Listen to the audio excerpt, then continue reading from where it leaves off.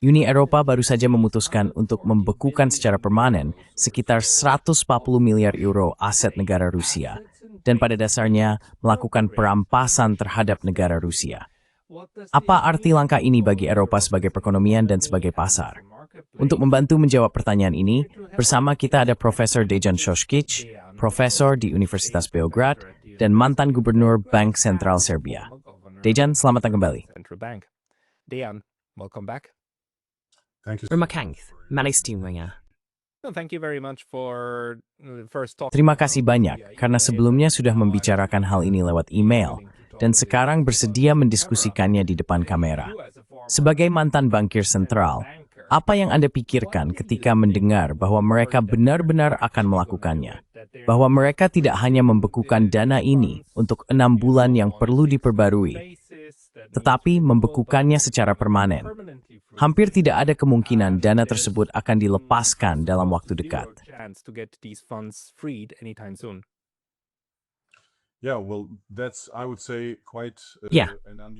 Saya akan bilang itu keputusan yang cukup tidak biasa dan keras untuk diambil. Dan saya akan bilang bahwa ketika mengajar keuangan kepada mahasiswa sarjana dan mengajarkan tentang dasar-dasar bagaimana sistem keuangan bekerja, kita selalu perlu membahas kepercayaan sebagai komponen yang sangat penting dari sistem keuangan. Kepercayaan sangat penting untuk memiliki keyakinan terhadap mata uang yang kita gunakan. Keyakinan bahwa mata uang itu akan mampu, katakanlah, mempertahankan daya beli kita sampai hari berikutnya ketika kita memutuskan untuk menggunakannya.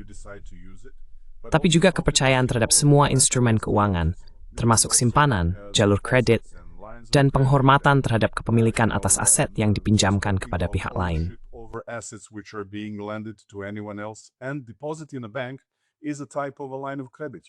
Simpanan di bank adalah sejenis jalur kredit. Setiap kali Anda menaruh uang di rekening bank, seolah-olah Anda sedang meminjamkan uang Anda kepada bank itu sendiri. Bank kemudian menggunakan dana tersebut untuk memperluas jalur kredit dan melakukan hal-hal lain dengan uang Anda. Berinvestasi dalam surat berharga, memberikan jaminan tambahan, serta menjalankan semua kegiatan standar lainnya dari sebuah bank normal. Namun, merusak kepercayaan terhadap sistem keuangan tampaknya tiang remeh dalam situasi yang sedang kita hadapi saat ini, terutama terkait dengan simpanan Bank Sentral Rusia di Euroclear dan di negara-negara lain. Central Bank of Russia in Euroclear and in other countries, there is, the sovereign. Ada kepemilikan dan hak milik yang berdaulat dari suatu negara, dan Anda tidak dapat dengan mudah berasumsi bahwa uang tersebut, dalam hal apapun, merupakan hasil dari, katakanlah, kegiatan yang dapat dimintai pertanggungjawaban melalui suatu proses hukum di pengadilan. Anda tidak dapat dengan mudah menarik perbandingan dengan, misalnya, pengadilan yang kadang-kadang dapat memerintahkan penyitaan dan pembekuan aset milik individu yang dituntut atas kegiatan kriminal. Biasanya, hal itu merupakan keputusan sementara dari pengadilan sampai seluruh proses selesai dan ada putusan yang menjadi dasar langkah selanjutnya. Jadi, jenis pembekuan aset tanpa proses pengadilan seperti ini, terutama dalam kasus di mana negara adalah pemilik aset tersebut, dan di mana tidak dapat dibayangkan bahwa aset itu berasal dari kegiatan kriminal, sangatlah bermasalah. Criminal activities being source of these assets. That is the point when we are talking about. Itulah intinya, ketika kita membicarakan pembekuan aset milik individu yang diduga terlibat dan sedang menjalani proses hukum di pengadilan dan sebagainya. Kecurigaannya adalah bahwa mereka telah menghasilkan atau memperoleh aset tersebut melalui kegiatan kriminal.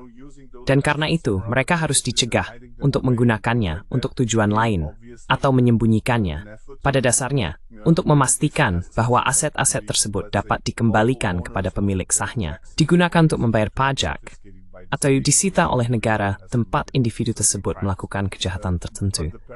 Namun, perbandingan itu berlaku kasus aset milik negara. Itulah satu poin penting yang ditekankan. I would say an important point to underline, and the second point that we need to have in mind is that. Dan poin kedua yang perlu kita ingat ada bahwa di sini kita sedang membicarakan keputusan yang dibuat oleh badan eksekutif, seperti komisi. Ini merupakan bagian dari cabang kekuasaan eksekutif negara. bukan legislatif, bukan yudikatif, melainkan eksekutif. Jadi jika kekuasaan eksekutif cukup kuat untuk katakanlah membatalkan kontrak dan hak kepemilikan, maka hal itu, menurut saya, mengirimkan pesan yang buruk bagi berfungsinya kerangka hukum secara keseluruhan di yurisdiksi tempat hal semacam itu terjadi. Dan dalam kasus ini, saya akan mengatakan ada kekhawatiran tambahan. Sekarang, kita berurusan dengan aset yang bernilai dalam euro. Pertama-tama, aset tersebut berbentuk surat berharga di dalam Euroclear. Dan Euroclear sendiri merupakan lembaga yang sedikit lebih kompleks daripada yang biasanya dibahas.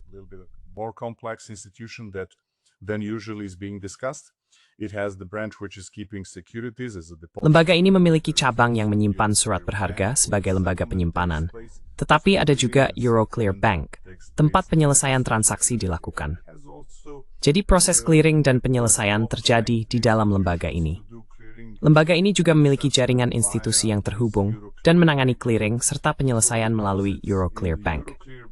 Simpanan di Euroclear Bank sama seperti simpanan di bank lain.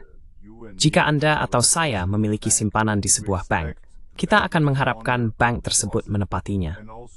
Dan jika terjadi masalah dengan bank itu sendiri, ada yang disebut skema jaminan asuransi simpanan, yang biasanya didukung oleh pemerintah.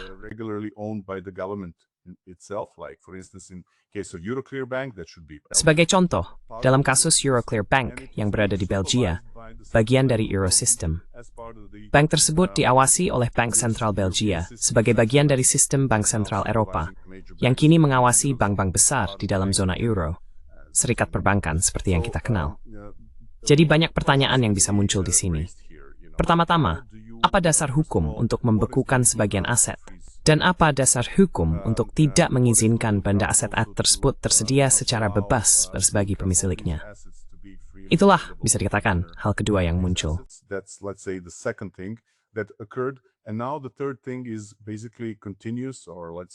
Dan sekarang hal ketiga pada dasarnya adalah pembekuan aset yang berkelanjutan, atau bisa dibilang tanpa batas waktu. Dari sisi hukum, sejauh yang saya ikuti, diskusinya sebenarnya berkisar pada gagasan bahwa Rusia bertanggung jawab atas kejahatan perang dan harus membayar reparasi serta hal-hal semacam itu. Namun, saya belum melihat adanya tribunal yang dibentuk dan telah membuat keputusan final mengenai masalah ini. Jadi, ini seperti membuat keputusan terlebih dahulu, alih-alih melalui pengadilan, dengan asumsi bahwa keputusan tertentu akan diambil di sana, yang menurut saya merupakan usulan yang sangat jauh dari kenyataan dari para pendukung gagasan ini. Jadi, dari sudut pandang hukum, ini adalah tindakan yang dapat diperdebatkan.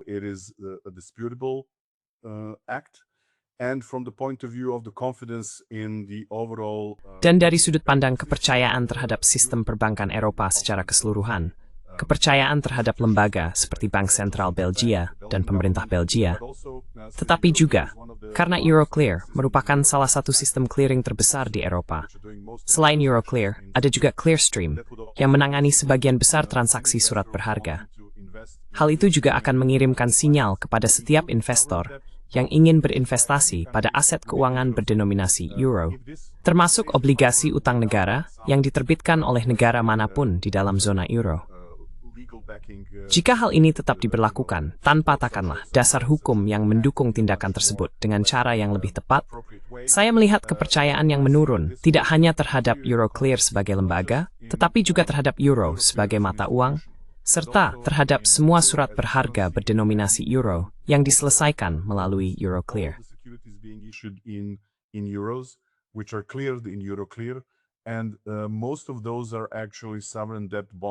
Dan sebagian besar dari itu sebenarnya adalah obligasi utang negara yang diterbitkan oleh negara-negara anggota zona euro, serta beberapa lainnya. Jadi, menurut saya, hal ini benar-benar bertentangan dengan prinsip dasar dari sistem keuangan yang sehat.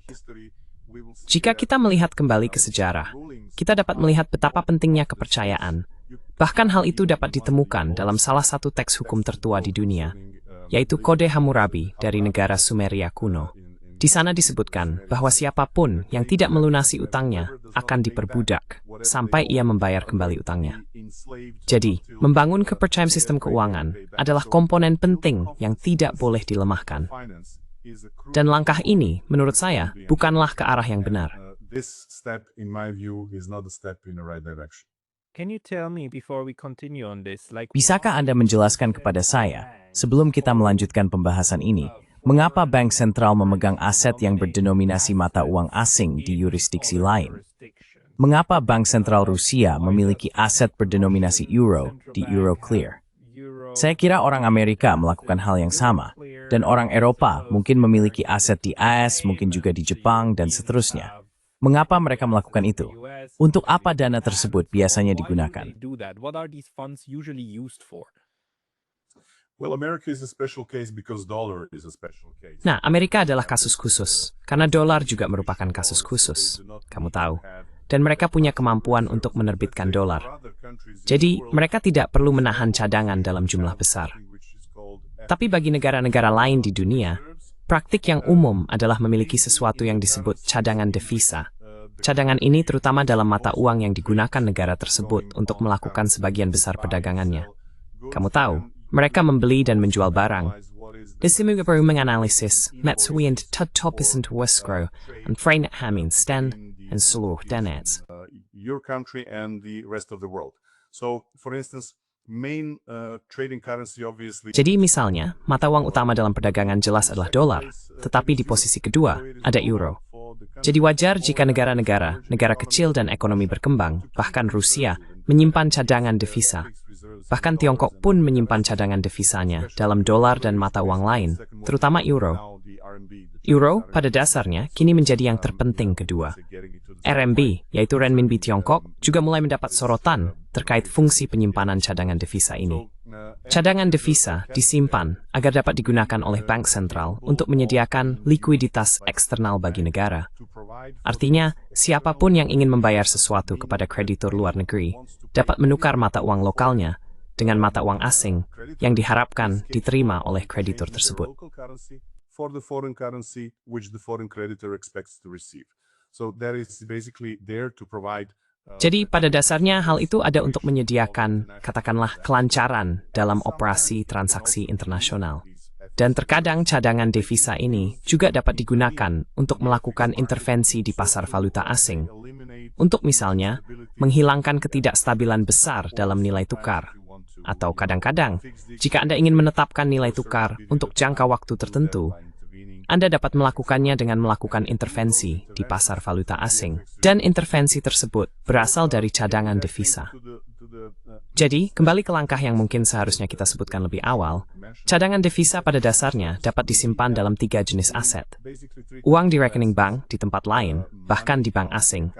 Dan bank-bank ini harus memiliki kualitas setinggi mungkin. Dan jenis kedua adalah surat berharga.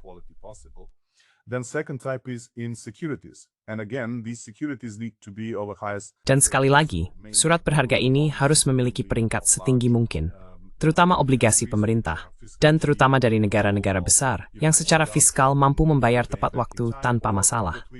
Atau yang biasa kita sebut sebagai negara dengan peringkat tinggi menurut lembaga pemeringkat, seperti AOA atau AA. Jenis obligasi seperti itulah yang sebaiknya Anda miliki dalam portofolio Anda. Aset ketiga adalah emas. Dalam beberapa tahun terakhir, permintaan terhadap emas meningkat pesat. Kita menyaksikan kenaikan harga. Salah satu alasan kenaikan ini adalah karena bank sentral di seluruh dunia, terutama di negara-negara selatan global, semakin cenderung membeli emas untuk menyimpan cadangan devisa mereka dalam bentuk tersebut.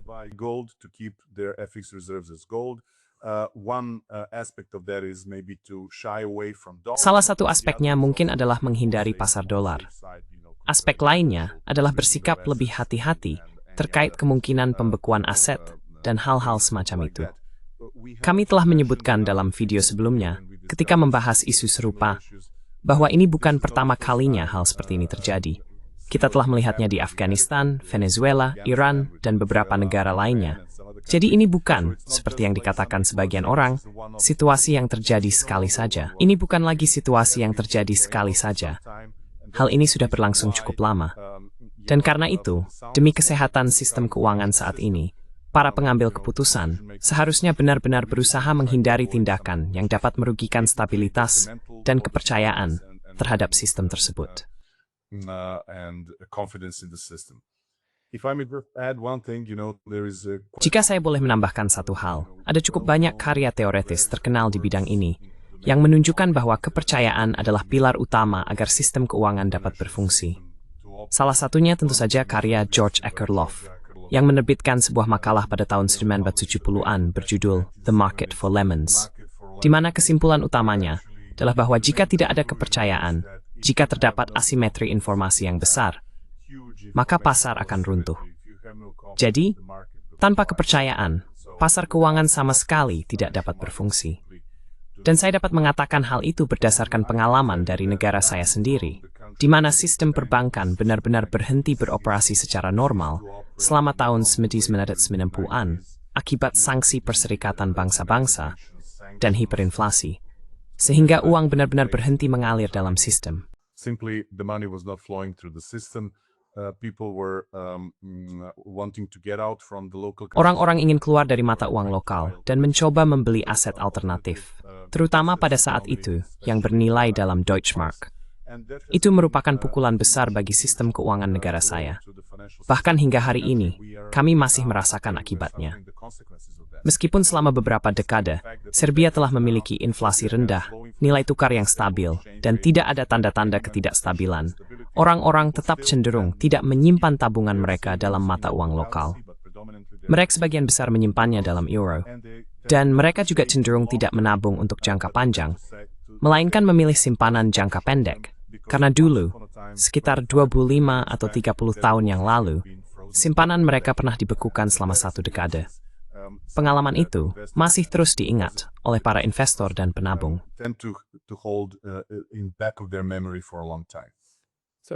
Inderdaad immens memberth akan geborgvliedingsstoord. When? Pati diri de kanji. To a certain extent, I would say that this will. Sampai batas tertentu, saya akan mengatakan bahwa hal ini akan memengaruhi permintaan terhadap euro secara keseluruhan untuk setiap aset, termasuk euro itu sendiri, tetapi juga surat berharga yang diterbitkan dalam euro. Jadi saya tidak akan terkejut jika ada dampak yang pada dasarnya meningkatkan biaya pinjaman bagi semua negara di zona euro sampai tingkat tertentu. Mungkin tidak secara signifikan, tetapi seharusnya ada sedikit pengaruh.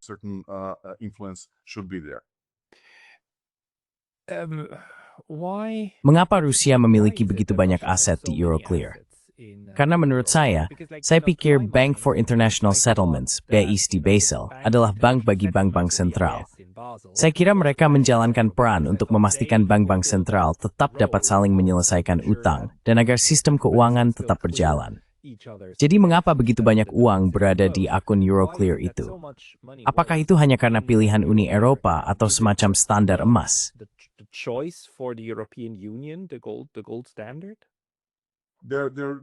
Pasasasa stadiu alath.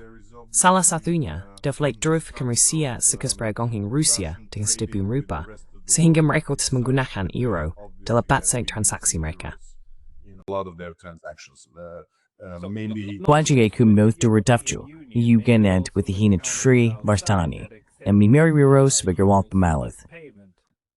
Absolutely, maybe also with other countries. Tentu saja, mungkin juga dengan negara-negara lain. Namun, alasan lainnya adalah bahwa selama beberapa dekade terakhir, Bank Sentral telah memilih untuk memegang surat berharga. Dan jika Anda ingin membeli surat berharga yang berdenominasi euro, maka jelas Anda harus berurusan dengan Euroclear. Itu adalah salah satu fasilitas clearing dan penyimpanan utama yang juga mencakup Euroclear Bank di dalam sistem yang digunakan untuk penyelesaian transaksi.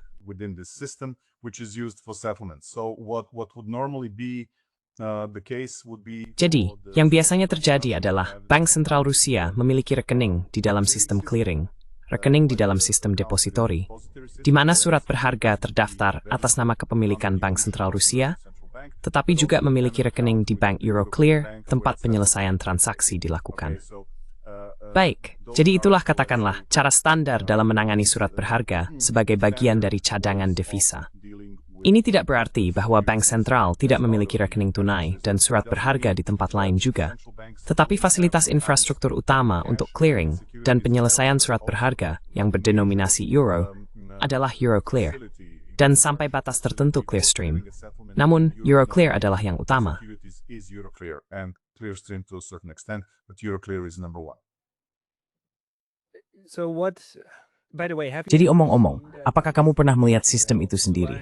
Haruskah aku membayangkannya seperti sistem perbankan online-mu, di mana Bank Sentral Rusia memiliki akses ke portal online dan bisa melihat status 40 juta, apa yang ada dalam sekuritas, apa yang ada dalam aset, lalu, oke, letakkan ini di sini dan bayarkan itu untuk ini. Haruskah aku membayangkannya seperti itu? To have to imagine it like this? No, basically those are the book entry system. Tidak, pada dasarnya itu adalah sistem pencatatan buku. Entry tersebut merupakan jumlah uang yang dicatat secara elektronik di rekening Anda, serta surat berharga yang Anda miliki di lembaga penyimpanan, seperti dalam sistem perdagangan. Pada dasarnya, Euroclear melakukan pekerjaan yang serupa dengan sistem penyimpanan pusat untuk surat berharga di tingkat nasional di sebagian besar negara. Anda perlu memiliki tempat di mana kepemilikan surat berharga terdaftar, dan biasa diritan tertutup antara keuangan, seperti perusahaan pialang atau bank. Dalam kasus Bank Sentral dan Euroclear, saya percaya komunikasi itu langsung. This communication is direct, so the central bank can have a direct. Jadi Bank Sentral dapat memiliki sub-akun langsung di dalam sistem clearing, pada dasarnya Euroclear. Di sisi lain, mereka juga dapat memiliki akun di dalam Euroclear Bank. Jadi itulah yang biasanya terjadi ketika berurusan dengan sekuritas. Anda memiliki sekuritas, atau Anda memiliki uang tunai, yang merupakan hasil dari penjualan atau jatuh tempo sekuritas tersebut. Sebagian besar sekuritas yang dimiliki oleh Bank Sentral Rusia telah jatuh tempo dalam beberapa tahun terakhir. Sekadanya dipindahkan ke akun kas mereka di dalam bank clearing. Into their money account within the clearing bank. On the scale of what is happening. Jadi dalam skala apa yang sedang terjadi di sini? Misalnya, 140 miliar euro terdengar seperti jumlah uang yang sangat besar bagi kita. Tapi kamu tahu, anggaran nasional Swiss, terakhir kali saya periksa, ya itu sekitar 10 tahun lalu, berada di kisaran 65 miliar euro atau franc Swiss, yang sekarang mungkin sekitar 70. Jadi mungkin saat ini sekitar 80 miliar yang dibelanjakan pemerintah Swiss setiap tahun untuk membiayai dirinya sendiri. Seberapa besar 140 bagi negara seperti Rusia? Apakah itu jumlah signifikan atau sesuatu yang sudah menghilang-hilang sefuima? Setelah berarti. As in, okay, it's gone. Well, it's significant amount. I mean, you cannot. Ya, jumlahnya memang signifikan. Maksud saya, Anda tidak bisa meremehkannya. Angka-angka yang beredar, bahkan kadang lebih tinggi, 160, bahkan 200 miliar euro. Tapi Anda tahu, untuk sebuah ekonomi yang bernilai sekitar 6,5 triliun, itu jelas setara dengan beberapa persen dari PDB tahunan mereka. Jadi ini memang jumlah uang yang sangat besar. Saya yakin ekonomi sebesar itu bisa bertahan tanpa dana tersebut. Maksud saya, itu bukan masalah utamanya. Namun, ini soal prinsip, saya kira, soal legalitas, dan apakah Anda mendukung pilar dasar sistem keuangan Eropa, atau justru merusaknya dengan keputusan seperti ini. Dan jelas pada saat ini, kita juga mendengar tentang berbagai cara bagaimana seluruh skema itu akan dijalankan.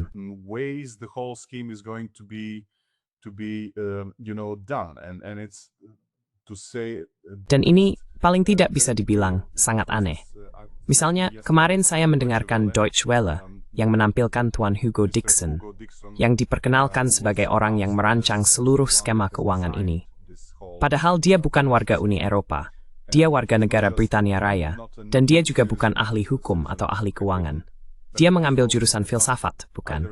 Dia seorang jurnalis dan pengusaha, dan apapun yang bisa ditemukan di internet sama sekali tidak mengaitkannya dengan hal ini. Sekarang, yang dikatakan adalah, karena uang itu berada di rekening di Euroclear Bank, bank tersebut dapat membekukannya.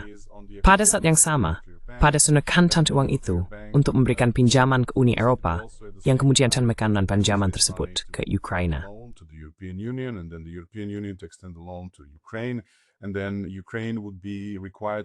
Dan kemudian, Ukraina akan diwajibkan untuk membayar kembali pinjaman ini, hanya jika Rusia membayar ganti rugi perang, dan seterusnya. Maksud saya, hal lainnya, katakanlah, sepenuhnya baik. Uni Eropa dapat memberikan pinjaman kepada Ukraina jika mereka mau. Dan jika syarat pinjaman itu adalah bahwa pinjaman tersebut hanya harus dibayar kembali jika Rusia membayar ganti rugi perang, maka tidak ada yang perlu dipermasalahkan.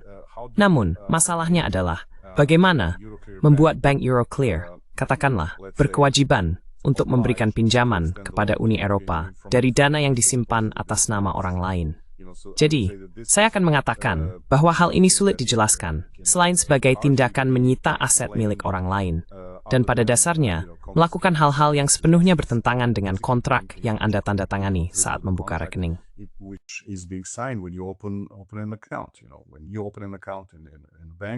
Ketika Anda membuka rekening di bank dan menyetor uang, ada kriteria dan kewajiban tertentu yang bisa dibilang sudah dikenal di kedua belah pihak.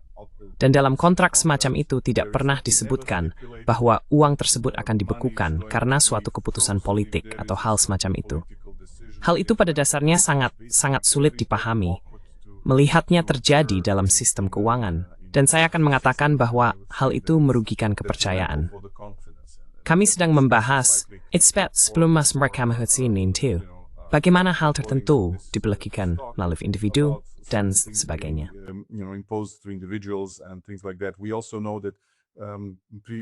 Kita juga tahu bahwa Perdana Menteri Kanada sebelumnya mengambil beberapa langkah yang sangat-sangat bermasalah dengan serikat pekerja truk.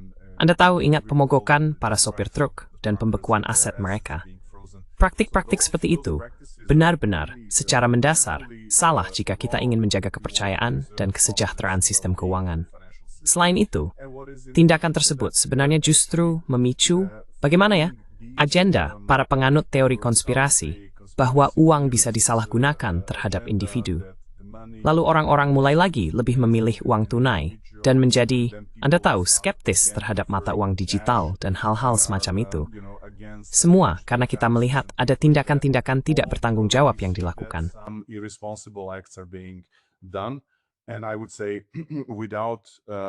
Dan saya akan mengatakan, tanpa Anda tahu kompetensi nyata di bidang keuangan, sangat mudah untuk menghancurkan kepercayaan terhadap sistem keuangan. Tetapi sangat sulit untuk mendapatkan kembali kepercayaan dan rasa percaya itu. Kepercayaan sangat penting bagi intermediasi keuangan yang normal dan berjalannya sistem keuangan, agar semua pihak merasa yakin. Jika kita melihat kembali pada setiap krisis keuangan, misalnya krisis tahun 2008, setiap kali terjadi krisis keuangan, yang terjadi adalah sistem akan dengan jelas mengidentifikasi beberapa orang atau proses yang bersalah, tetapi juga mengubah kerangka hukum untuk mencegah krisis serupa terjadi lagi. Hal itu dilakukan justru karena kepercayaan perlu dibangun kembali agar sistem dapat berfungsi. Setelah Anda tidak mampu membangun kembali kepercayaan itu, sistem tidak akan berfungsi dengan baik. Biaya yang terkait dengan transaksi keuangan menjadi tinggi, dan dampak positif keseluruhan terhadap perekonomian menjadi lebih kecil dari seharusnya. Yeah, because at the end of the day, financial transactions. Ya, karena pada akhirnya, transaksi keuangan adalah soal hak dan kewajiban. Negara Rusia memiliki hak untuk mentransfer dana tersebut kepada siapapun yang mereka pilih. Namun Uni Eropa berkata, tidak, kami sekarang mengubah aturan main, kamu tidak lagi memiliki hak itu. Mungkin mereka akan mengembalikannya setelah 6 bulan. Tapi sekarang, mereka telah menjadikannya permanen. Ini bukan soal di mana uang itu berada. Ini soal janji yang dulu ada, apa yang bisa kamu lakukan dengannya, dan apa yang tidak bisa. Hal yang tidak pahami dari sudut pandang teoretis adalah mengapa skema yang mereka buat menyiratkan bahwa dana ini sekarang digunakan untuk memberikan pinjaman atau menjamin pinjaman yang diberikan oleh pihak Eropa kepada Ukraina.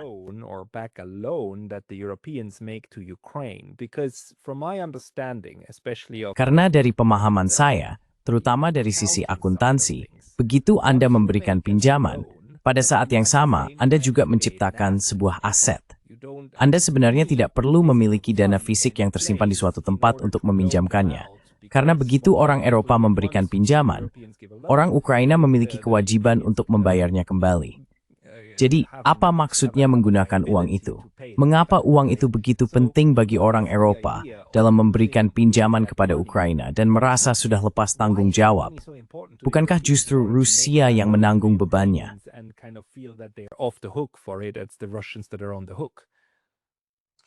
Well, in my view, Menurut pandangan saya, hal ini terjadi karena tidak ada dana yang tersedia di negara-negara anggota. Alternatifnya adalah semua negara anggota harus berkontribusi untuk mencari dana guna memperpanjang pinjaman kepada Ukraina. Karena seperti yang kita tahu, anggaran sebagian besar negara di Uni Eropa sedang tertekan. Tingkat utang terhadap PDB secara keseluruhan juga relatif tinggi. Kita juga menghadapi beberapa biaya tambahan yang perlu dibiayai di dalam zona euro. Dat Sarriage Thingilit Wuntua, dikariktat Grang Bavristen Mario Draghi, Tuthrisin Sungag Baris Sang Eropa.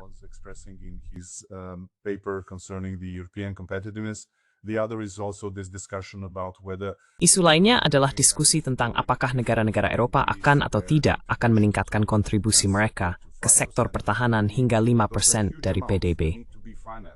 Itu adalah jumlah yang sangat besar yang perlu dibiayai.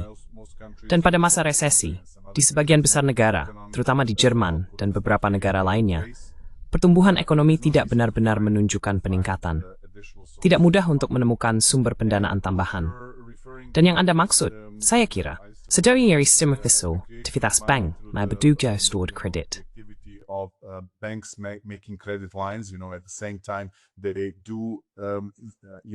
Pada saat yang sama, bagi siapapun yang mengambil jalur kredit, bank sebenarnya menciptakan simpanan untuk mereka. Itu jelas berada di sisi kewajiban, tetapi di sisi aset, bank menciptakan pinjaman. Tidak ada masalah dengan hal itu. Namun, simpanan ini akan segera digunakan untuk membeli barang dan jasa lain atas nama Ukraina. Setiap lembaga keuangan yang memberikan pinjaman semacam itu, yang langsung digunakan, pada dasarnya, sampai batas tertentu, akan melihat simpanan tersebut ditarik. Setiap hari, bank harus mengelola keseluruhan aset dan kewajibannya, dan jika tidak memiliki cukup aset, pada akhir hari, bank akan meminjam dari bank lain. Itulah yang disebut fasilitas pinjaman semalam, yang digunakan untuk menyeimbangkan neraca harian. Pada pagi harinya, pinjaman itu dilunasi, dan operasi dimulai kembali hingga akhir hari.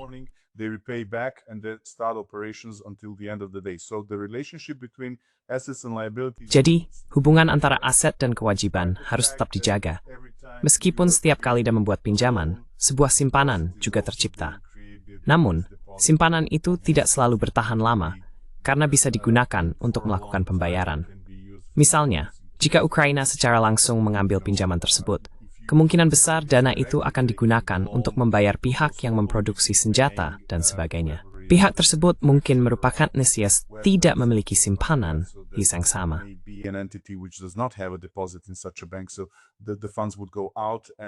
Jadi dana itu akan keluar, dan hal itu jelas akan menciptakan situasi keuangan lain bagi bank yang harus ditutup pada akhir hari perdagangan tersebut.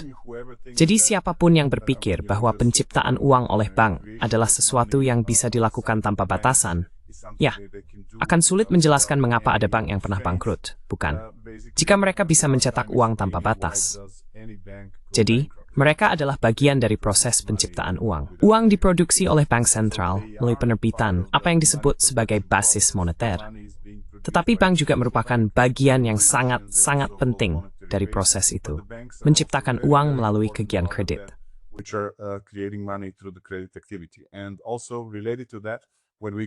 Dan juga terkait dengan hal itu, ketika kita melihat kembali, banyak orang bertanya, bagaimana mungkin Ben Bernanke mengeluarkan begitu banyak uang pada tahun 2008, namun tidak terjadi inflasi di Amerika Serikat.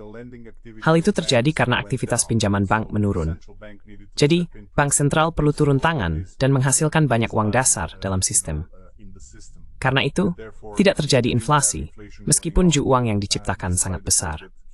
Dan di zona euro, sejak tahun 2015, Anda mungkin ingat masa kepemimpinan Draghi dan perjuangannya dengan beberapa negara mengenai apakah akan melakukan pelonggaran kuantitatif atau tidak. Akhirnya, pada akhir tahun 2015, ECB juga mulai melakukan penciptaan uang dalam skala besar, yang sering disebut sebagai kebijakan moneter luar biasa atau pelonggaran kuantitatif, yang berarti produksi likuiditas dalam jumlah besar. Huge production of liquidity. Do you think that overall, Apakah menurutmu secara keseluruhan, jika mereka begitu ribut soal status 10 miliar ini, mereka berharap uang itu tidak akan dibayar kembali? Maksudku, kalau uang itu berasal dari jalur kredit biasa di Uni Eropa, sudah pasti bank atau lembaga yang memberikannya tidak akan berharap uang itu kembali. Dengan Ukraina, orang Eropa pada dasarnya sudah paham bahwa Ukraina tidak akan pernah mengembalikannya, bukan? Jadi itulah sebabnya ingin menjaminkannya dengan aset lain, agar neraca mereka tetap seimbang, benar? Itu maksudnya kan? Dan mereka melakukannya dengan aset Rusia yang dibekukan. Apakah itu idenya?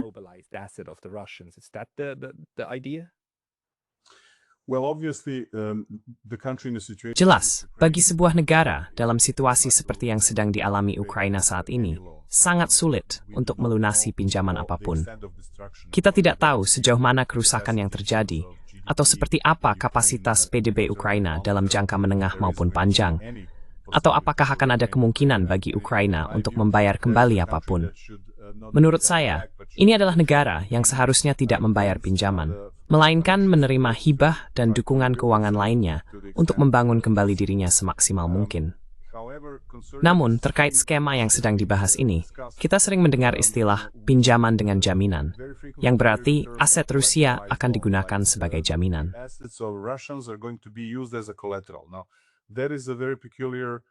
Nah, itu adalah hal yang sangat aneh untuk diasumsikan. Karena, pertama-tama, hal itu menyiratkan bahwa seseorang dapat menggunakan aset milik orang lain sebagai jaminan untuk pinjaman yang diberikan kepada pihak ketiga, tanpa persetujuan dari pemilik sah aset tersebut. Jika saya adalah pihak yang memberikan pinjaman yang dijaminkan dengan aset milik orang lain, tanpa persetujuan mereka, saya tidak akan melakukan pinjaman seperti itu. Karena bagaimana saya bisa mengandalkan untuk mendapatkan aset tersebut bertentangan dengan kehendak pemilik sahnya. Jadi, dalam pengertian itu, menurut saya, penggunaan jaminan seperti itu sangat tidak mungkin. Namun, yang saya dengar dari Bapak Hugo Dixon, yang memperkenalkan dirinya sebagai arsitek dari skema ini, adalah bahwa ia berbicara tentang hal lain, pembekuan permanen yang diberlakukan minggu lalu oleh Uni Eropa. Secara praktis, pembekuan permanen practically the permanent freeze, right? Without, everyone needs to vote for it to be. Semua orang harus memberikan suara agar hal itu dapat dicabut. Jadi, pembekuan yang praktis permanen ini akan digunakan sebagai dasar untuk benar-benar menggunakan uang ini guna memberikan pinjaman kepada Uni Eropa, sehingga Uni Eropa kemudian dapat memberikan pinjaman kepada Ukraina. Dan pinjaman ini hanya akan dilunasi jika Rusia membayar reparasi perang kepada Ukraina. Jadi, menurut saya, bagaimana mengatakannya, ini sulit dianggap sebagai usulan yang serius dan masuk akal. Menurut saya, hal ini mengandung banyak konsep yang bermasalah. Ini adalah instrumen keuangan yang tidak biasa, setidaknya bisa dibilang sangat tidak biasa. Dan saya akan mengatakan bahwa secara hukum hal ini sangat dapat diperdebatkan, dengan dampak negatif terhadap sistem keuangan Eropa.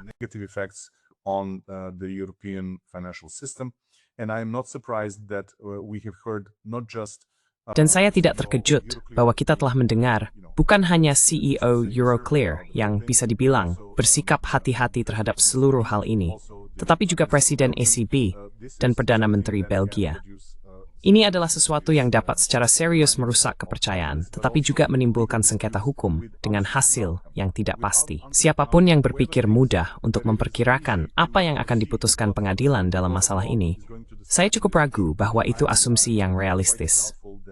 Sangat mungkin bahwa di yurisdiksi tertentu, hasilnya bahkan bisa menguntungkan bagi pemilik sah aset-aset tersebut.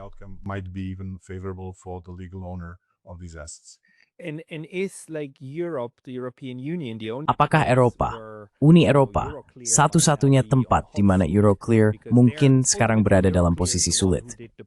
Karena pada akhirnya, Euroclear lah yang membuat janji kepada Rusia, bukan? Kepada Bank Sentral Rusia. Mereka yang seharusnya memenuhi kewajiban mereka, tetapi di bawah skema ini, mereka tidak akan mampu melakukannya. Jadi apakah Eropa, Uni Eropa, satu-satunya tempat di mana sengketa hukum mungkin terjadi? Atau mungkinkah pihak Rusia mengatakan misalnya, Prime Malaysia memiliki hubungan bisnis dengan Euroclear, dengan hal dan memenangkan pengadilan Malaysia, hai sebelum sengketa dengan entitas yang kita mentinggalnya. Apakah itu mungkin?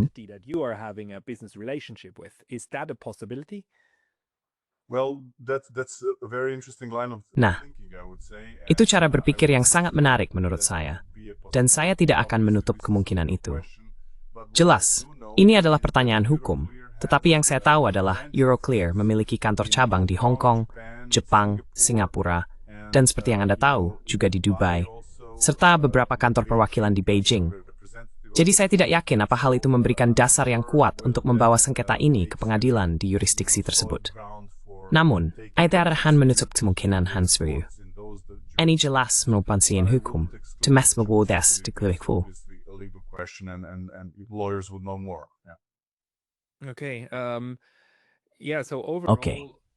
Ya, jadi secara keseluruhan, yang kita lihat di sini adalah contoh lain tentang bagaimana kekuatan politik tertentu di dalam dunia barat yang demokratis mampu melemahkan proses yang sebelumnya mereka yakinkan kepada semua orang sebagai sesuatu yang tak tergoyahkan. Bahkan selama Perang Dunia Kedua, aset negara dari pihak musuh dibekukan, tetapi tidak disita. Karena di sini kita sebenarnya sedang membicarakan semacam penyitaan tingkat kedua, meskipun kita tidak menyebutnya demikian. Menariknya, mereka tidak mengambil langkah ke arah itu. Mereka belum secara resmi membuat arahan atau undang-undang yang menyatakan, mulai sekarang, status 40 miliar ini menjadi milik Uni Eropa. Mereka hanya tidak lagi menjadi milik pihak sebelumnya. Menurutmu, mengapa mereka memilih skema aneh seperti itu, alih-alih langsung melakukan penyitaan seperti dulu? Maksudku, seperti yang dilakukan Soviet terhadap banyak aset milik warga sipil di negara-negara komunis. Aku cukup yakin di Yugoslavia juga terjadi penyitaan besar-besaran ketika kaum komunis berkuasa. Mengapa tidak menempuh jalur death? When the communists came in, why not that route? Well, obviously it would be embarrassing for the Western countries. Ya, jelas, akan memalukan bagi negara-negara barat untuk secara resmi mengakui bahwa mereka melakukan hal seperti itu, menurut saya. Mereka berusaha menampilkan proses tersebut dengan cara yang tampak dapat diterima dan mungkin tahan terhadap sengketa hukum. Namun, menurut pandangan saya, langkah pertama dari keseluruhan skema itu, seperti yang dijelaskan oleh Tuan Hugo Dixon dan beberapa pejabat lainnya, sangat-sangat bermasalah. Bagaimana cara mengubah aset yang secara hukum dimiliki oleh satu pihak menjadi dasar untuk memberikan aset tersebut kepada pihak lain? Itu tidak menghormati kontrak dasar dari simpanan tersebut.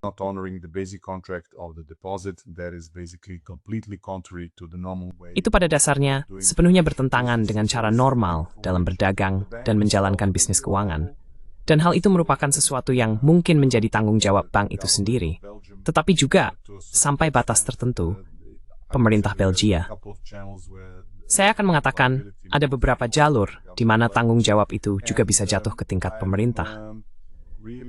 Saya sebenarnya cukup terkejut secara positif dalam diskusi yang sedang berlangsung secara keseluruhan, mendengar suara-suara yang masuk akal dari Perdana Menteri Belgia. Satu hal adalah bahwa Anda ingin membantu Ukraina. Tidak ada masalah dengan itu. Pertanyaan lainnya adalah bagaimana Anda melakukannya, dan apakah Anda benar-benar mengorbankan sesuatu yang lebih penting bagi sistem keuangan Eropa daripada pinjaman individu manapun. Maksud saya, seperti yang Anda katakan, dana ini bukanlah sesuatu yang, katakanlah, tidak dapat dijangkau.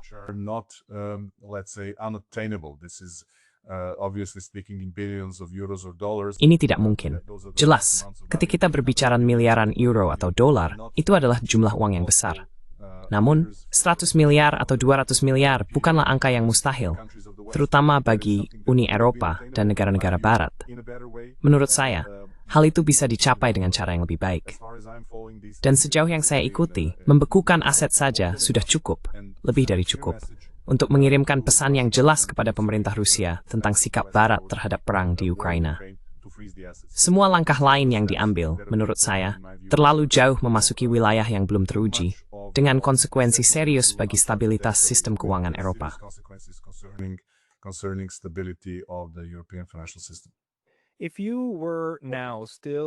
Jika Anda masih menjabat sebagai Gubernur Bank Sentral Serbia dan melihat apa yang sedang terjadi, dan Anda juga menyadari bahwa Serbia memiliki hubungan yang rumit dengan Uni Eropa. Maksud saya, di satu sisi Serbia ingin bergabung, tetapi di sisi lain ada begitu banyak tuntutan dan persyaratan, dan Anda sebenarnya tidak tahu kemana arah semuanya. Apa keputusan rasional Anda tentang langkah selanjutnya, dengan mengetahui bahwa Serbia memiliki sejumlah besar dana di Euroclear? Apakah Anda akan mencoba mencari tempat lain untuk melakukan hal yang sama? Apakah Anda akan mulai mempertimbangkan Bank for International Settlements untuk memindahkan dana ke sana, ke suatu tempat di luar yurisdiksi para birokrat Eropa? The jurisdiction of the Eurocrats? Well, this is obviously BIS is obviously. Nah, BIS jelas merupakan alternatif yang menarik. Mereka memang memiliki beberapa instrumen yang tersedia bagi bank sentral untuk berinvestasi. Namun, kita juga perlu mengakui realitas baru dunia, yaitu bahwa negara-negara di seluruh dunia kini sering membeli banyak hal dari berbagai jenis, bahkan teknologi tinggi dari Tiongkok. Tiongkok memiliki peran yang sangat penting dalam ranah global. Kita telah melihat bahwa bahkan Amerika Serikat pun tidak dapat melepaskan diri sepenuhnya dari impor dan ekspor dengan Tiongkok, terutama di bidang-bidang tertentu.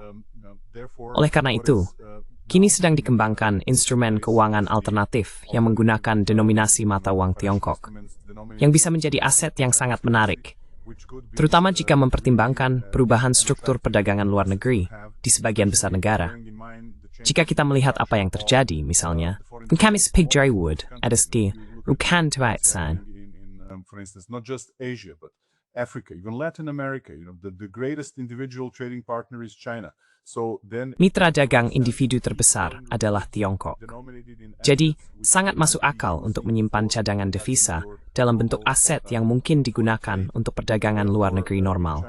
Oleh karena itu, jika Tiongkok semakin aktif dalam menerbitkan obligasi dan instrumen lain yang berdenominasi RMB, saya akan mengatakan bahwa itu merupakan alternatif yang patut dianalisis dengan serius, sampai batas tertentu, bukan hanya untuk Serbia, tetapi juga untuk negara manapun, karena Tiongkok jelas merupakan kekuatan industri dunia saat ini. Dan kita semua cenderung, maksud saya, kita melihat apa yang terjadi dengan peningkatan besar dalam penjualan mobil Tiongkok secara global.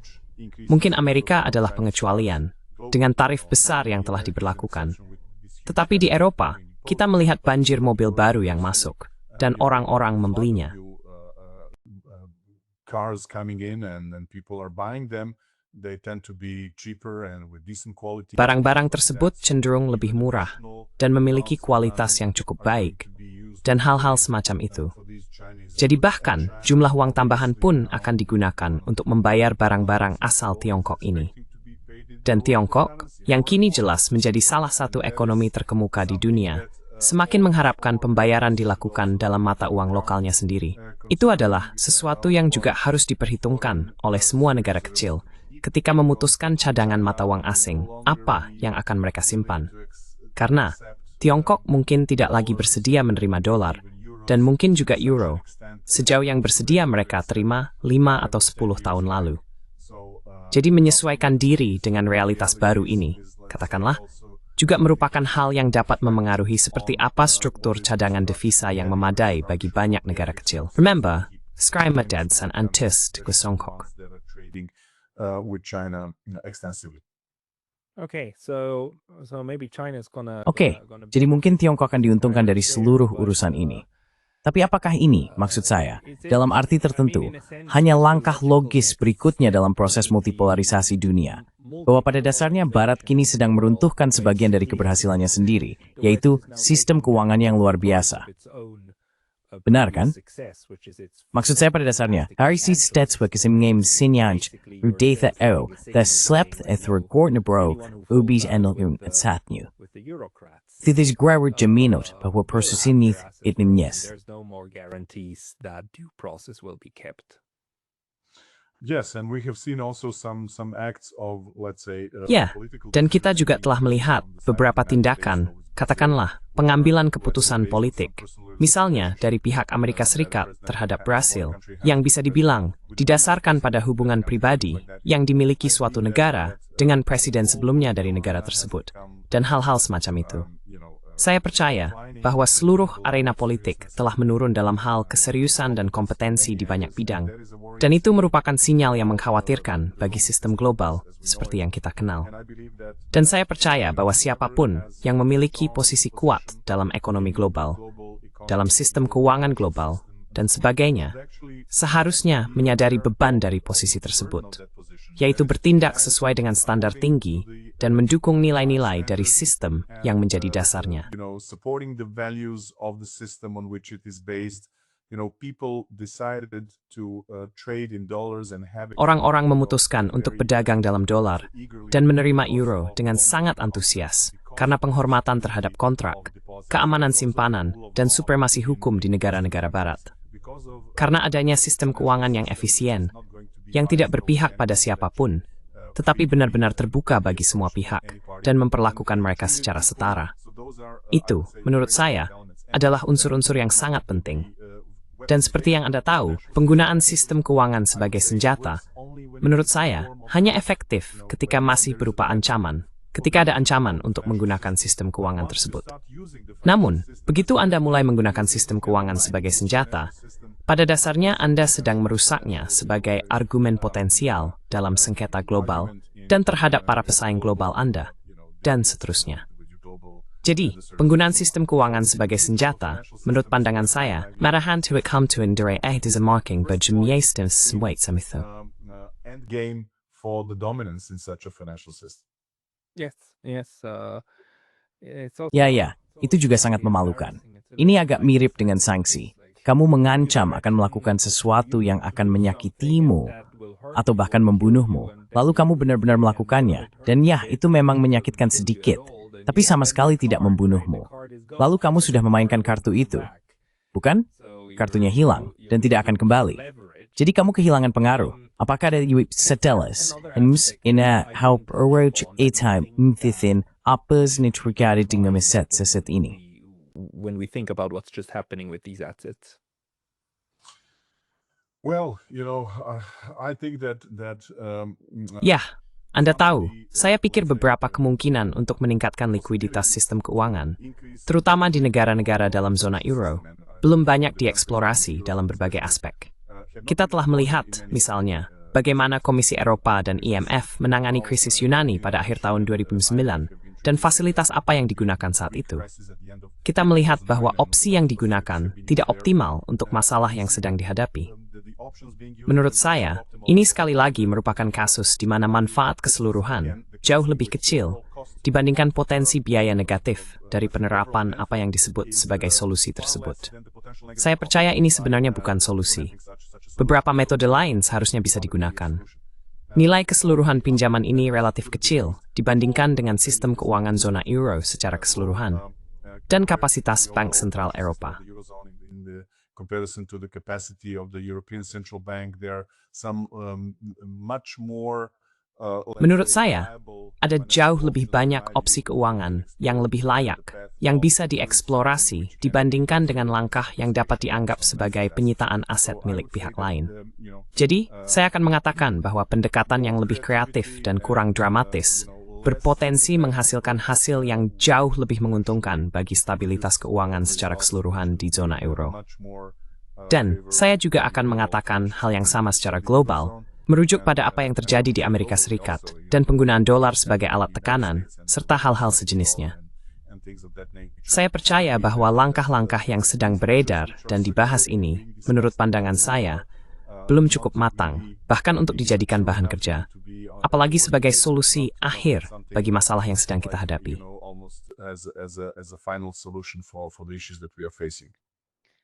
Yeah, it strikes me as Ya, kamu tahu, menurut saya ini adalah momen ketika keinginan orang Eropa untuk menghukum Rusia, untuk menyakiti Rusia dengan cara apapun, menjadi lebih penting daripada keinginan untuk benar-benar membantu Ukraina.